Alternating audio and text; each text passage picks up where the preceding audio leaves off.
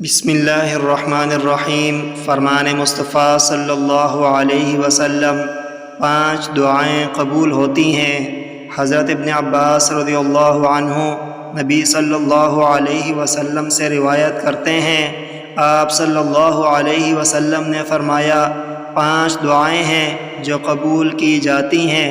مظلوم کی دعا حتیٰ کہ وہ انتقام لے لے، حاجی کی دعا حتیٰ کہ وہ واپس آ جائے، مجاہد کی دعا حتیٰ کہ وہ جہاد سے فارغ ہو جائے، مریض کی دعا حتیٰ کہ وہ صحت یاب ہو جائے، اور بھائی کی دعا جو وہ اپنے مسلمان بھائی کے لیے اس کی عدم موجودگی میں کرتا ہے۔